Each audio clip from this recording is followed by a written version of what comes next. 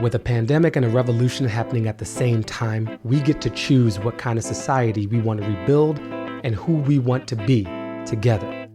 I'm Baratunde Thurston, author, activist, and comedian, and I've got a new podcast, How to Citizen with Baratunde. Our democratic experiment is at a tipping point, but which way we tip is up to us. iHeartRadio is #1 for podcasts, but don't take our word for it. Find How to Citizen with Baratunde on the iHeartRadio app or wherever you get your podcasts. The Gold Club was the top strip club in Atlanta in the 1990s, with patrons like Dennis Rodman, Michael Jordan, Madonna, the King of Sweden. But in 2001, the club was put on trial with charges of prostitution, extortion, credit card fraud, racketeering, and an affiliation with the mob. I'm journalist Christina Lee, and I'll be taking you behind the scenes of the Gold Club scandal, from the booty and bubbly to the deceit and courtroom drama. Listen to Racket Inside the Gold Club on the iHeartRadio app, Apple Podcasts, or wherever you get your podcasts. Welcome to Monster, DC Sniper, a production of iHeartRadio and Tenderfoot TV. The views and opinions expressed in this podcast are solely those of the podcast author or individuals participating in the podcast and do not represent those of iHeartMedia, Tenderfoot TV, or their employees. Listener discretion is advised. September 5th, 2002, Clinton, Maryland. About a month before the DC sniper attacks began, and 2 months before investigators found Paul LaRufa's laptop in the sniper's car, LaRufa was ambushed. It's pretty amazing that you go from just an ordinary routine to all of a sudden you're part of this crazy thing that happened that's one of the largest manhunts in history. At the end of a long, busy day, he closed down his family restaurant with a couple of friends. He put the day's earnings in a bank bag and wished his friends good night. I locked up the restaurant, set the alarm. We all walked to our cars. I got in the driver's side, shut the door, and before I could do anything, the window to my left exploded. George's Emergency 911 Center. There's been a shooting at Mark Twain Restaurant, 9009 Stewart Lane. Send help immediately. Stay on the line. Oh, God. You the one who got shot? No, ma'am. It was the owner. I think he got shot and robbed. I heard the gunshot when I drove away. Was the robbery and the shooting? Yes, ma'am. Okay. Oh, fuck. Oh, shit. I hope he's not dead. That's the ambulance and the police officer on the way. Who did this? I have no idea. I couldn't tell from the back. He was wearing a black jacket, black backpack, and a black cap. What type of weapon was used? All I heard was gunshot. I don't know if he's hurt or not. I took off. 5 shots came in the window. They all hit me. It went from a tremendous sound that deafened my left ear, then within seconds, it became incredibly quiet. I didn't have time to blink, let alone see anything.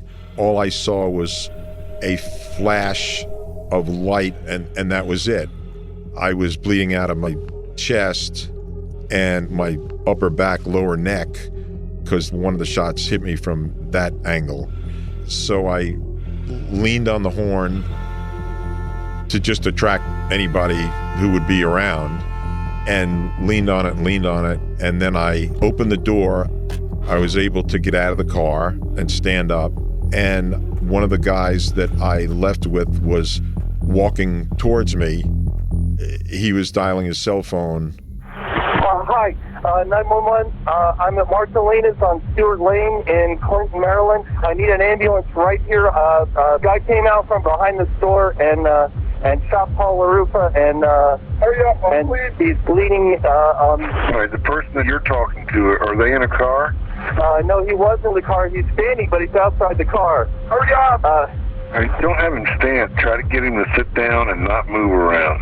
Paul, can you sit in the car? I'm having trouble breathing. He said you should sit down and not move around.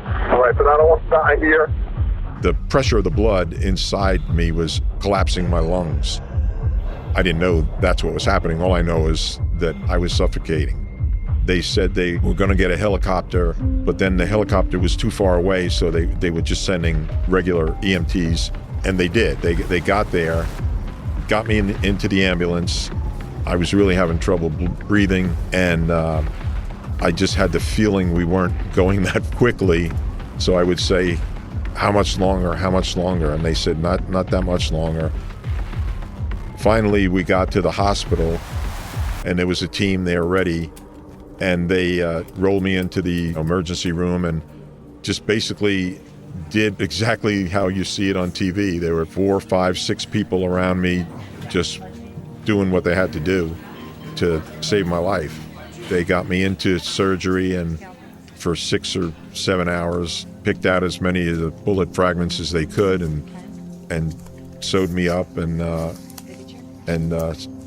saved my life. So that's what happened the first night.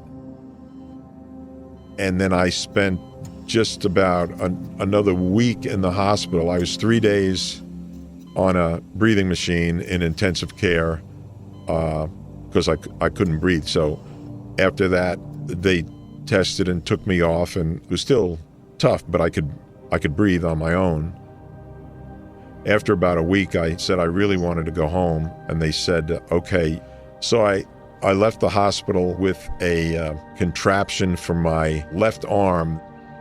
The most lasting physical effect of one of the bullets was that it severed a nerve in my arm.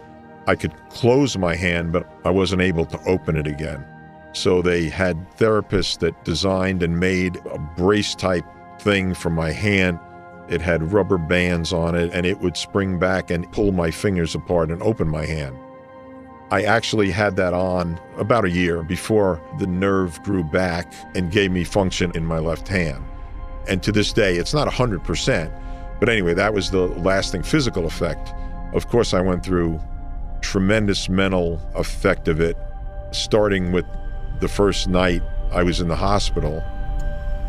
I had flashbacks that were incredible. You literally relive it.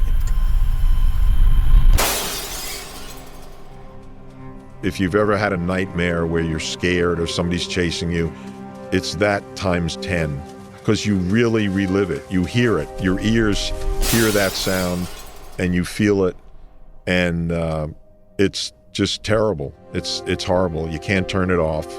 You can't make it stop. It just happens. It happened every night. I was shot September 5th. They didn't catch them till October 24th. So for at least that time, and probably a little more, I had that flashback all the time.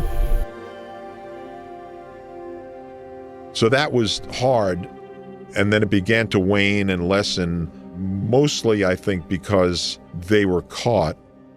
After they were caught, they found my computer and they put the whole thing together. Muhammad's ex-wife lived right down the road from the restaurant. There is a ruthless person on the loose. What unnerves this community the most is the randomness of the murders. Ordinary people doing ordinary things. They killed the 5 people in one day and then went on the rampage for the next month. It is quite a mystery. The police say they have never had a crime quite like this. Be careful. These guys are using weapons that are going to go right straight through our bulletproof vests. There's a white van just went by with 2 guys in it. From iHeartRadio and Tenderfoot TV, this is Monster, DC Sniper. Following Muhammad and Malvo's arrest on October 24th, investigators wondered whether others were involved in planning the attacks, and they were also trying to solve one of the biggest mysteries in the case. What was the motivation? That question would become increasingly important as they prepared for the upcoming trials. Muhammad and Malvo had been brought to Montgomery County and interviewed. Muhammad initially talked, saying he was innocent, but then quickly asked for his lawyer. Malvo refused to speak at all. So investigators turned to evidence from the blue Caprice. Forensics from the Bushmaster they found in the car matched bullets from the shootings. They found LaRufa's laptop, which led them to his shooting. And they began retracing Muhammad and Malvo's steps using other evidence they found in the car, like receipts and phone cards. And investigators unraveled a whole new string of crimes. They didn't have a car. They had come across country by buses and hitchhiking. What they did was they took the money that was in my bank bag. They got about $3,600 in cash, which financed their whole operation. They went to Jersey and bought the car. From Clinton, Maryland, Muhammad and Malvo traveled up to Trenton, New Jersey. DMV records showed that on September 10, 2002, John Muhammad paid $250 to purchase the blue Caprice from a dealership called Sure Shot Auto Sales. Reportedly, when Muhammad looked at it in the lot, he asked the dealer to open the trunk and then climbed inside. And there was a strange incident the next day, on September 11, 2002, the first anniversary of the terror attacks. While Muhammad registered the car in Camden, the DMV building received a bomb threat. Muhammad finished the registration just a few minutes before the building was evacuated. It's still unclear if Muhammad or Malvo were involved with the bomb threat, or if it was just a strange coincidence. After buying and registering the car in New Jersey, Muhammad and Malvo headed south. Prepaid phone cards found in the Caprice showed that by the next night, September 12th, they were back in the D.C. area. Outside a Shoppers Food warehouse in Alexandria, Virginia, they used one of these phone cards to place a call to Antigua. Then, 2 nights later on September 14th, in Montgomery County, Maryland, a liquor store employee, Rupinder Oberoi, was locking up the store when he heard a loud crack. Oberoi was shot. 911, what's your emergency? I'm calling again to report that someone that apparently has gotten shot in the Hillendale Shopping Center by Safeway. 3 ambulances have passed right by. One is across the street. I've said it each time, and other people are calling too. They're driving right by, and this man has been laying on the sidewalk. Ultimately, Oberoi survived the attack. A witness nearby reported seeing an old car pull out of a parking space and drive away. The witness told police about it, but the officers were perplexed. Oberoi hadn't been robbed and didn't seem to have any enemies. After arresting the snipers and retracing their movements, police now suspect that the snipers had shot Oberoi. Investigators tried to analyze bullet fragments from the crime, but the pieces weren't large enough to make any comparisons. And without firearm forensics, it was hard to prove. The very next night, on September 15th, another attack took place at a liquor store.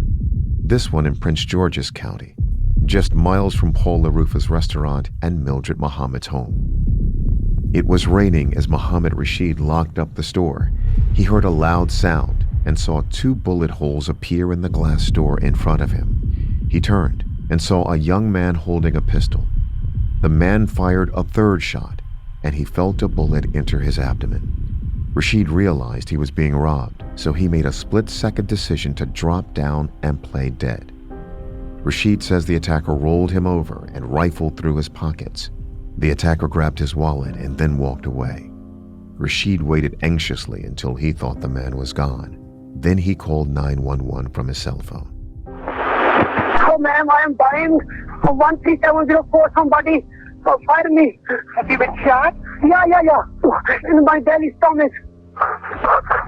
13704 Brady Van Road. Oh, my. I'm going to help you, okay? Do you know who shot you? No, I am. Okay. Oh, man. Somebody there with you? Nobody. Okay. I want you to sit down. I want you to take your shirt off and put it tightly into the stomach where you were shot. Okay? Okay, ma'am. I'm going to stay with you. What's your name? Muhammad. Hey, I'm going to stay in the line. We got somebody going to you right now. Did somebody rob you? Yeah. Okay. Are you outside? Yeah. Little please. Okay, we're going to help you. What's your cell phone number? Oh, ma'am, you're wasting time. Muhammad, I'm not the one going out. We've already got an ambulance going to you. I'm here with you, okay? Oh! Listen to me. Take deep breaths and try to stay as quiet as you can. Okay, I'm right here with you. I'm not going to go anywhere. Oh, please. Oh, my God. Forgive me. Oh, my God. Okay, Muhammad, the person that shot you, white or black?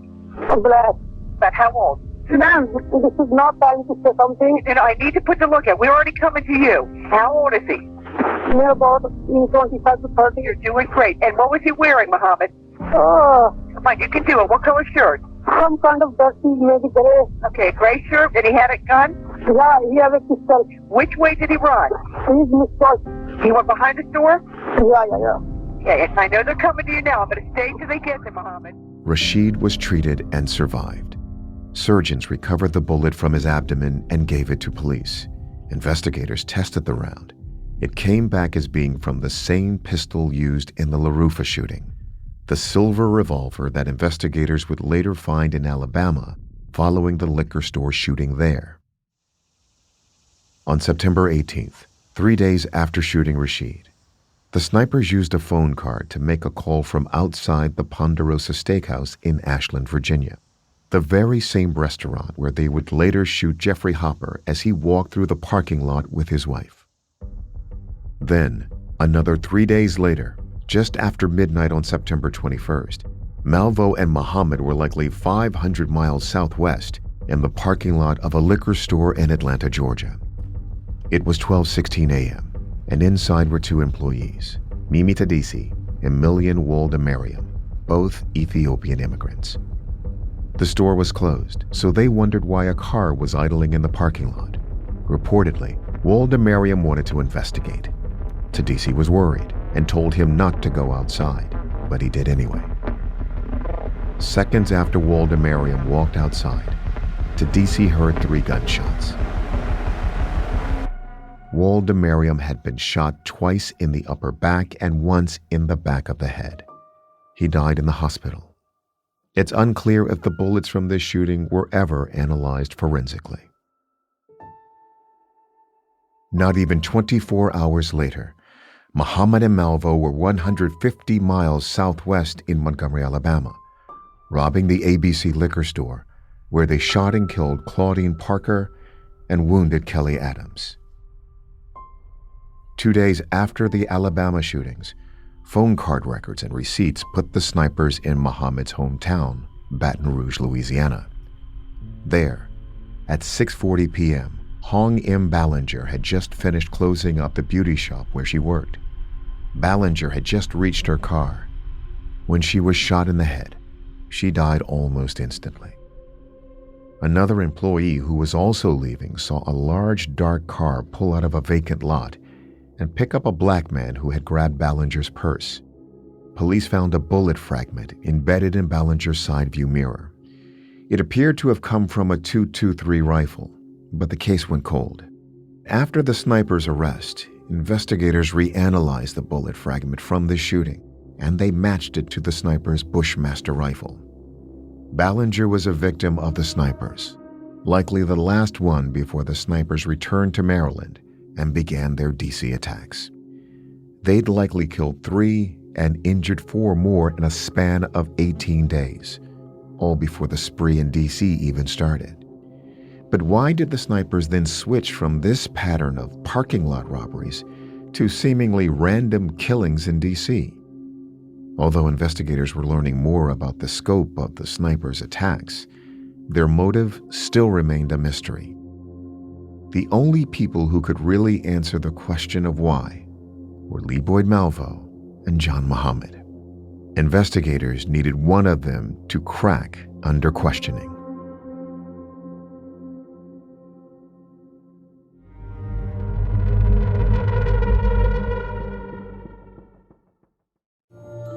Welcome to the Criminalia podcast. I'm Holly Fry. And I'm Maria Tremarchi. And together we're exploring the intersection of history and true crime. Our first season of the show is all about lady poisoners. Sometimes women take power for themselves, and sometimes they do it through murder. But how many were just misunderstood? Join us on Criminalia as we untangle their stories on the iHeartRadio app, Apple Podcasts, or wherever you listen to podcasts. The Gold Club was the top strip club in Atlanta in the 1990s, a 20th century bacchanal for the rich and famous, with patrons like Dennis Rodman, Michael Jordan, Madonna, the King of Sweden. People from all over the country, everybody came to the Gold Club, and it was the spot to go. The Gold Club's owner, Steve Kaplan, was able to make almost 4 times the amount of other strip clubs, with $350 bottles of Dom Perignon, private rooms, and the sexiest entertainment in the South. I would chain up a girl and drag her through the club, drag her across the stage. It was kind of an S&M, and the guys loved it. But in 2001, the club was put on trial with charges of prostitution, extortion, credit card fraud, racketeering, and an affiliation with the mob. It's like a festering cancer. I mean, if you're going to allow it to grow and prosper, you're going to have a problem going forward. I'm journalist Christina Lee, and I'll be taking you behind the scenes of the Gold Club scandal, from the booty and bubbly to the deceit and courtroom drama. Listen to Racket Inside the Gold Club on the iHeartRadio app, Apple Podcasts, or wherever you get your podcasts.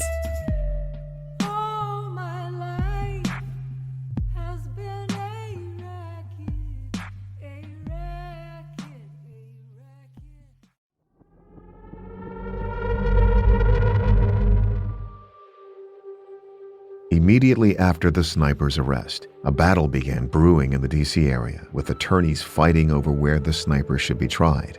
On October 25, 2002, just the day after the snipers were arrested, Montgomery County Prosecutor Doug Gansler held a news conference before he even learned Malvo's age or last name. The Montgomery County Police Department will obtain an arrest warrant for the arrest of John Muhammad, age 41, and Lee Salvo, age 19, for 6 counts of first-degree murder.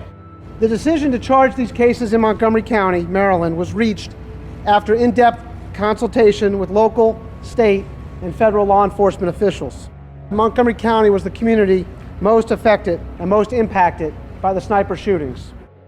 The investigation began, ended, and was centered here in Montgomery County. The feds were furious, sources say, as local prosecutor Doug Gansler walked to the microphones late today to announce that Montgomery County is filing the first charges in the sniper case. Federal prosecutors privately accused Gansler of breaking an agreement not to file charges until the feds decide if they want to take over the case. In unusually harsh language, one federal official accused Gansler of, quote, exploiting this tragedy for political purposes. So how did the sniper case, cracked only yesterday, up to now a model of cooperation between Chief Moose, the FBI, and ATF, how did it unravel so fast? With prosecutors engaged in an unseemly fight over who gets the first crack at convicting them. 2 weeks later, on November 7th, U.S. Attorney General John Ashcroft announced where Malvo and Muhammad would first be tried. For 23 days in October, our communities lived in fear. Innocent victims from Maryland, Virginia, the District of Columbia, Alabama, and Louisiana have paid the ultimate price. It is appropriate, it is imperative that the ultimate sanction be available. I have instructed the U.S. Marshals Service to transfer custody of John Allen Muhammad to Prince William County, Virginia. I have also instructed the Marshals to transfer custody of a juvenile to Fairfax County, Virginia. Right after his arrest, Muhammad had talked briefly with detectives, then clammed up and asked for his lawyer. Now, with federal charges dropped and state charges pending, 2 new investigators took their turn at trying to get Muhammad to talk. You want to take the handcuffs off of you? May I please get something to eat, please? Yeah, what's on it? Salad with tomatoes. Okay, salad with tomatoes. And what else, sir? Onions. Onions? No. Okay. John, look, we're not here to jam you up or anything like that, but certainly, we want to talk to you. Potatoes, beans, and rice with that. Potatoes, beans, and rice. Any particular kind of potatoes, how you want them fixed or anything? All right. Like I was telling you, Mr. Muhammad, I understand that you've talked to attorneys and that they've told you not to say anything. There's been a lot of people who said that this was meaningless and senseless. But it had meaning. I believe it had meaning to you. And this may be your only opportunity to tell your story. Your lawyers are not going to put you on the stand, because when your lawyer gets done asking you questions, you're going to be subject to cross-examination. They're not going to put you on the stand. You need to say what you can say in Lee's behalf now, John.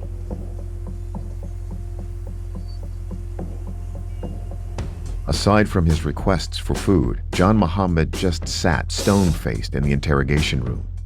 Detectives knew that Muhammad and Lee Boyd Malvo weren't biologically related, but that he had often introduced Lee to friends as his son. So the detectives tried to use John's relationship with Lee to get him to talk. I would assume that since y'all were taken into custody that you have not talked to him. And I would imagine that's very difficult for you. He's alone. He's afraid. But as a father myself, I know the pain that it must cause you also. Not being able to reach him in his time of trouble when he needs your love more than he needs anything else. So if you don't do anything else here for yourself, do this for your son. Tell us the truth. Tell us what the meaning is behind this. Let's do some damage control here. And in some way, try and spare his life. Did Lee pull the trigger? Did Lee do any of the shootings? Now I can tell you what Lee's going to do. Just based on what I know about kids and what I know about their love for their parents. To save his own life, that boy's not going to say, it was all my daddy. It wasn't me. You know that in your heart. There's only one person that has any hope of saving his life, and that's going to be you. Because if you don't say anything, he's not going to say anything. And Lee's going to lose his life over this. John, they're going to make an assumption that Lee pulled the trigger. They're going to base it on the fact that that was a small area back there, and that in all likelihood, you were driving. Being more mature, you would be able to drive with more calm and care. All we want to know is the truth. And I don't want to see a 17-year-old kid put to death needlessly. At 17, he is not a man. He's a kid, and he's afraid, and he is alone. But the court's going to treat him like a man. There was one person, seemingly, and you know better than I do because you know the intimate details, there was one person who really seemed to care about him. And here you are. And he's not strong without you. And you know what he might do? He might say, I shot them all. He might say, my daddy drove and I shot because I was the smallest and I could fit back there. And what would happen if he says that is he most assuredly will be sentenced to death. And I can tell you something. You can take a kid who shot people in the head, or maybe has watched people get shot for no reason. You can take a kid and teach him all of those tough, hard things. And he can do it. Just like in war. He can kill men, he can cut their throats, and not lose a wink of sleep about it. But when it comes time to die, when he's wounded on the battlefield, when the game is over and he's facing death, he demonstrates loud and clear that he's a boy playing a man's game. You know why, John? Because that's when they cry, and that's when they call for their mamas or their daddy. When he's in a man's prison, it's you he's going to want. When he lies on that rack at night crying, it's you he's going to think about. He played a man's game, but he's a boy, and he's your boy. That's got to touch you in your heart. He wasn't with his mama, or whoever his biological father was. He was with you. And you know something, John? This is harsh, but this is important. If you two are sentenced to death, I pray to God that they execute you before they execute him. Because I'm going to tell you something, John. Lee could be executed, and you could receive a stay for whatever reason, and then you would sit in prison for the rest of your life with him going on ahead of you.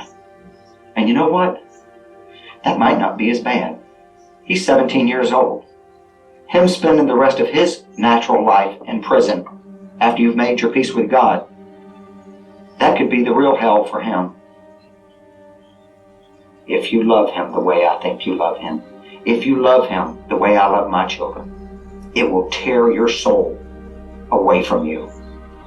You will live hell on earth. Save his life if you don't do anything else. Do the right thing. Fix this thing. If you were on a sinking ship and there was one life jacket, I have no doubt in my mind that you would give it to Lee.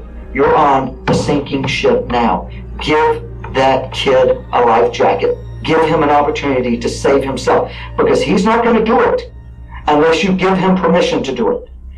Because if it were me and my father, I wouldn't do it unless he gave me permission and forced me to take that life jacket. You can force him to save himself. And in saving him, save yourself from the potential of hell on earth. Let's just talk. John Muhammad refused to talk. But one county to the north in Fairfax, investigators were having better luck with Malvo. Malvo was brought to Fairfax County Homicide at that point, which I was working with on the Linda Franklin case. My name is Brad Garrett. I'm a retired FBI agent, currently a crime and terrorism analyst. It certainly didn't have the flavor to me or many others that this was some terrorist event. Nobody was taking credit. There didn't seem to be any significance to the people that got shot. It seemed like they were just in the wrong place at the wrong time, mowing their yard, pumping gas. So it was hard to sort of imagine what the real motivation might be. You know, many shootings can be attributed to revenge, which may not actually be toward the people they are shooting. Some people call it displaced violence. So is that going on here? When Malvo was brought to Fairfax County Homicide, myself and a homicide detective by the name of June Boyle interviewed him roughly starting at 4 o'clock in the afternoon till about midnight. Courts are closing at 4. It really set up nicely for them. My name's Tom Walsh, partner at Petrovich & Walsh. My name is Mark Petrovich, also a partner at Petrovich & Walsh. Tom and I were two of the members of the team that represented Lee Malvo in the DC sniper case. At the time, in Maryland, you couldn't execute juveniles for the crimes they committed, but you could in Virginia. So they took him out of federal custody up in Maryland and transferred him over to Fairfax County. In the course of transferring him over, he did get an attorney appointed to him because he was a juvenile. He was actually outside the building, banging on the doors, trying to get in to meet with Lee before the police interrogated him. But he wasn't allowed in, and the interrogation took place. They knew they were dealing with a young kid that was indoctrinated. They were going to be able to get him to spill the beans, and they were going to take advantage of it. This is FBI agent Brad Garrett again. June and I walk into basically an office, but everything's been removed except a desk and a couple of chairs. Malvo's smiling, and it's almost like he doesn't have a care in the world, which told me that he felt like he's in control, that he has all of the information and he has the power either to share it with us or not. June sat to his right, and I sat in front of him. I don't like talking to people from an angle because one of the keys in getting people to talk is being able to get them to look at you and communicate with you. Because despite the artificiality of interviewing somebody that's potentially committed multiple murders, you still have to develop a relationship with them. And so the first thing you typically always ask people is, how do they feel? How much have they slept? Do they need anything? Food, water, something to drink, etc. So we started talking a little bit about where he was raised and, how did he end up in Antigua? And he gradually gave us pieces of information, but not a lot. And so I'm sort of racking my brain as to how can I really get him to talk about something that he may care about or have an interest in. I'm not sure what got me to this point, but I started talking about movies. 2002, there was a movie that had been out for a while called The Matrix, and I knew a lot of kids his age liked that movie. So I said, have you watched the movie The Matrix? And up to this point, he has not made eye contact. He sort of looked over me or around me, even though I was in front of him. And it was the first time he looked me in the eyes. And I thought to myself, well, at least I can maybe get him to connect with me at this point. We'll see how far this goes. So we started talking about the Matrix and what the Matrix meant. Do you want to know what it is? The Matrix is everywhere. It is all around us. It is the world that has been pulled over your eyes to blind you from the truth. After that discussion, June and I decided that we would sort of go, you know why you're here, we really like to talk to you about these shootings. And so what he basically did was he sort of just talked about pieces of information that occurred at these scenes. Here are Malvo's lawyers, Mark Petrovich and Tom Walsh. They got him talking, he admitted to some things, then they read him his Miranda rights. So you're still okay with everything, right? We've read your rights, you're fine to talk to us without a attorney. You still want to talk to us? You don't mind talking to us? No, mind. They can no longer do that. It's now unconstitutional to conduct an interrogation that way, but at the time it wasn't. It's what they called legally the cat out of the bag. And that was kind of a ploy. What they do is they get you talking, and then after you say statements, they read your rights, and then they go back and confirm what you said before to now say, oh, well, you've had your rights, and he confirmed these things. You had mentioned earlier that the gentleman in Manassas, you saw him drop, right? And you knew he was dead. It wasn't illegal, and if you could see me, I guess I would air quote that. The way it was conducted wasn't illegal, but had Todd Pettit been able to get in, he would have advised Lee not to speak, and they would not have gotten the interrogation. Right. But there was none of that, and the statement came out. It was damning. The audio from the interview can be difficult to understand, and throughout it, Malvo laughed, made sound effects, and responded to questions with short, abrupt answers. You had it all planned out ahead of time, so you knew each spot you were going to hit in Montgomery County that first day? Started in the morning, got with his lawnmower.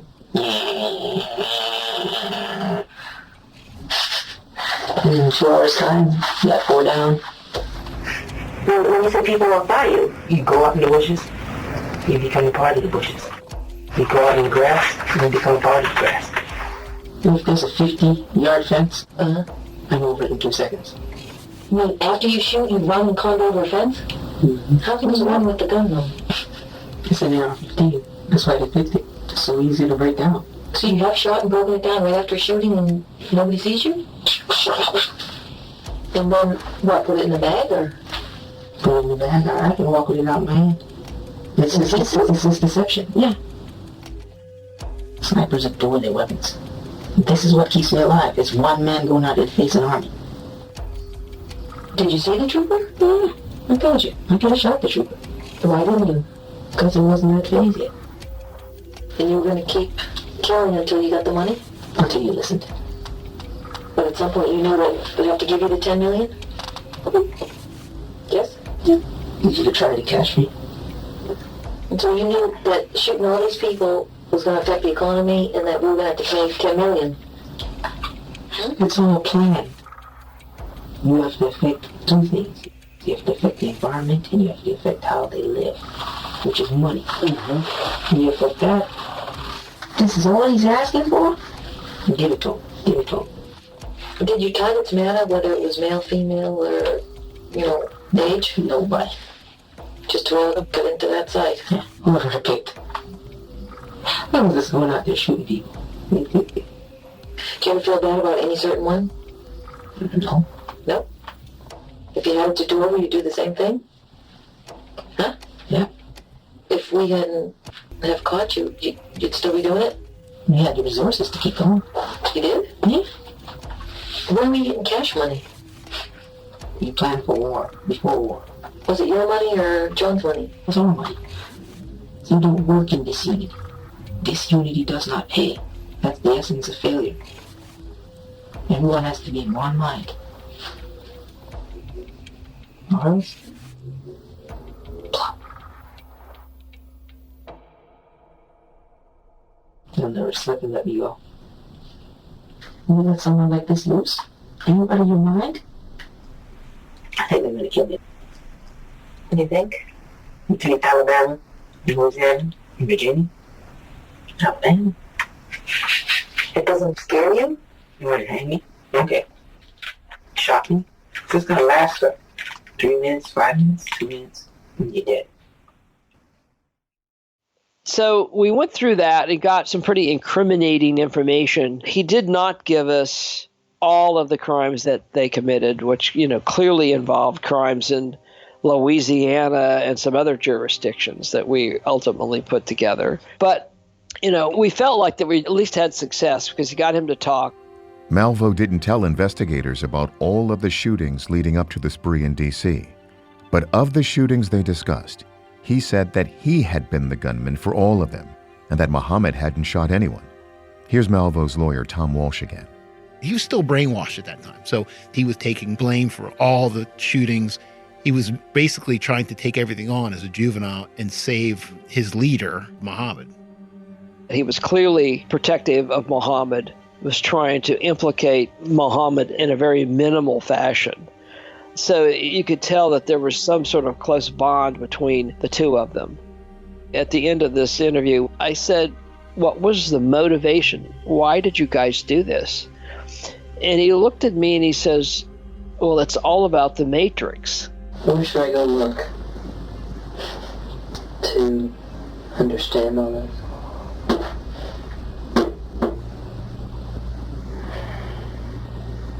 Matrix. Movie? And I said, well, what does that mean? Is the answer in the movie? I mean, that doesn't mean anything unless I know what you think the Matrix, the movie, means. And he just smiled. Part of Muhammad's indoctrination was to desensitize Lee to violence, to shootings, to the consequences of what happened. The Matrix and things of that nature were part of the indoctrination. Those are factors that needed to be explored. What did Malvo mean when he said that the explanation for the shootings could be found in the movie The Matrix? Investigators wondered if Muhammad had been radicalized and was committing an act of terror out of hatred for America. And then there was the demand for $10 million to be deposited on a bank card. Could it really all be about money?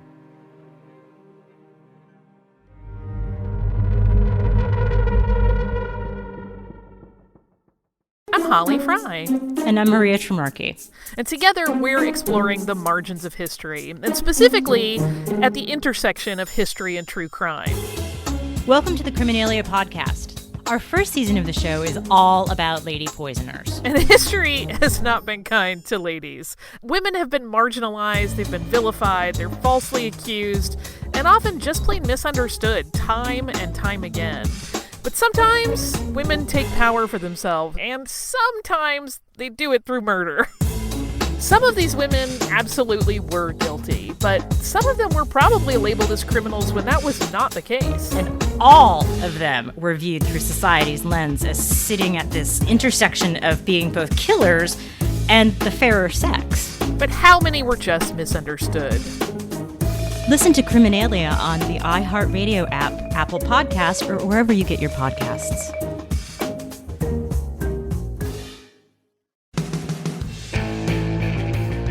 What were you doing in college and your early 20s? Probably some partying, hooking up with that cute someone, desperately trying to pick your future career, and maybe even spending some time finding yourself? Yeah, me too. In Season 2 of Dear Young Rocker, I tell the story of my own early 20s. It's a raw, honest, strange, and entertaining story about how we all end up becoming ourselves, even when we try to be someone else. Hopefully, your journey didn't involve getting sucked into a cult, running away to an island to be a maid for billionaires, and lots of shoplifting. But that's what happened when I tried to give up the one thing I love more than anything, playing music. Join me, Chelsea Erson, for Dear Young Rocker Season 2. Dear Young Rocker is executive produced by Jake Brennan of Disgraceland and comes to you from Double Elvis Productions and iHeartRadio. Listen to Dear Young Rocker on the iHeartRadio app, Apple Podcasts, or wherever you get your podcasts.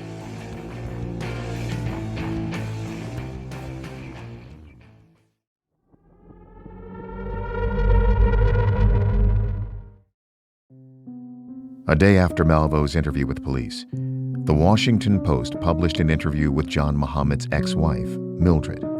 She had her own theory about John's motivation for the crimes. Do you know why he came to the area?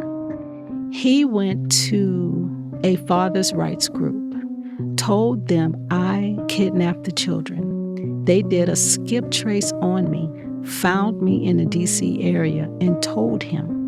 He went to his best friend, Robert. He said, I found Mildred. She's in D.C. I'm going to go get her. His best friend asked him, Are you going to hurt her? He didn't say anything. The theory was he was killing innocent people to cover up my murder so he could come in as the grieving father, get custody of the children, and drive away. They probably would have named him Father of the Year for coming to get the children and raising them himself. That best friend called the FBI and said, I don't know anything about your case, but you may want to look at John Allen Muhammad. His ex-wife is in the area, and he may be there to hurt her. And I talked to Robert. I said, I am calling you to thank you for saving my life. He said, Mildred, let me tell you something, girl. John came there to kill you. I had to make a decision to call and report him or watch your name scroll under the TV that you've been killed. He said, Mildred, I would pay anything to have a beer with John right now. That's my boy. But I had to call them. He said, so don't get this twisted. Don't believe that $10 million madness. He came there to kill you. Don't ever get that twisted. Mildred Muhammad thinks the random string of shootings was designed to disguise her murder. If John had just killed her, he would be the primary suspect. But if it looked like she was just another random sniper victim, maybe he would have gotten away with it. Mildred says that even though that plan sounds crazy, it's the sort of crazy plan that John would have come up with. After all, this was the same John who was ready to run away with Lindbergh, his son from his earlier marriage. The same John who kidnapped his kids from Mildred and took them all the way to Antigua. Washington Post reporter Josh White says, while it's hard to ever definitively know the motivation for a crime, Mildred's theory makes sense. Mildred has talked about how she believes she was the target, and I think that's plausible.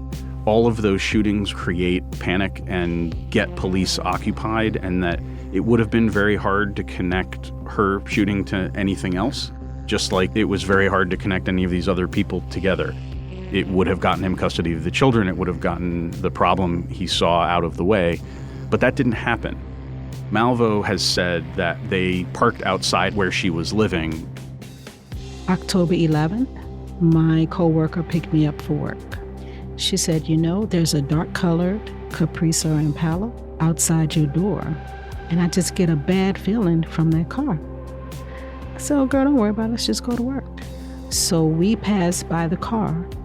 The driver looks at us, but the passenger has a newspaper and he puts it up to cover his face. And I said, did you see that? She said, yeah, I did. I said, give me your phone. Let me call the police.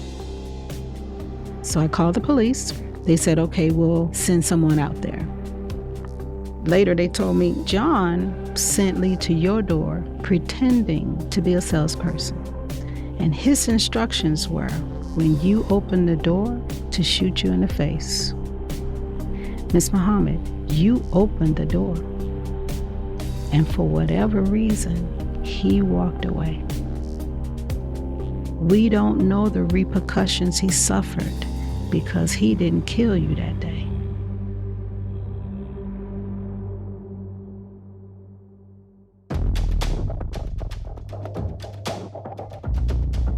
Next time on Monster, DC Sniper. You know, it's hard enough working one murder to have these 13 shootings just in our area, let alone what else went around the country. We knew it was going to be a monumental task. Part of Muhammad's indoctrination was to desensitize Lee to violence, to shootings. There's no amount of psychological coercion that would force somebody to, let's say, kill if they didn't already have some kind of predisposition. I remember feeling just basically shock and disbelief that he could have done this.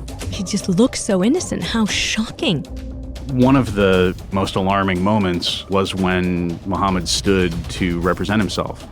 We had never heard from Muhammad at that point. Talk about weird events in your life. I was being questioned by the guy who tried to kill me.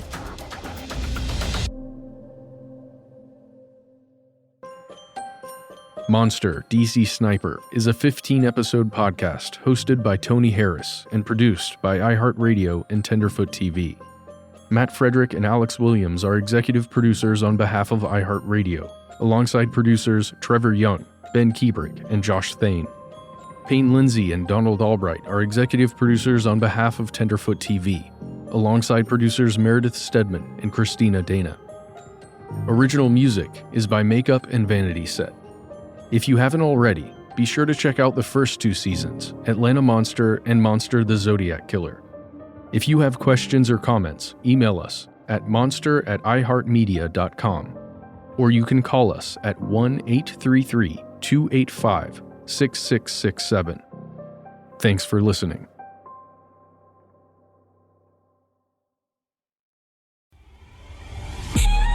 Get Down with K-Town is a podcast about the explosion of Korean culture all over the world and why it's here to stay.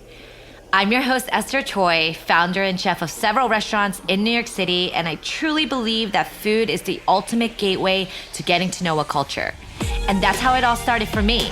I've been using my passion for cooking to cultivate a deeper understanding into my culture, and now I can proudly say that I am an ambassador of Korean food and culture. And by using food as an entry point, we dig in deeper to the rich and fascinating culture of Korea. Tune into unfiltered conversations with trailblazers and tastemakers. This show will explore the unique facets of the Korean cultural phenomenon. The Kogi food truck movement with Roy Choi. How about how to do the 10-step Korean skincare routine with Charlotte Cho? Talking rap battling as the only Korean kid in the room with, yes, you guessed it, dumbfounded. We talk to the people at the heart of it all who represent and shape this global movement. Real talk with real people. Listen to Get Down with K-Town on the iHeartRadio app, Apple Podcasts, or wherever you listen to your podcasts. How did the world's greatest entrepreneurs find their way to such prominent positions of success? I'm Jeff Rosenthal, and in Art of the Hustle, my podcast from iHeartRadio, I sit down to chat with the cultural innovators and magnates shaping our future. From the co-founder of the Black Lives Matter movement to the former CEO of Twitter, join us each week as we discuss the insights and critical advice that shaped all of their lives. Listen to the Art of the Hustle on the iHeartRadio app, Apple Podcasts, or wherever you get your podcasts.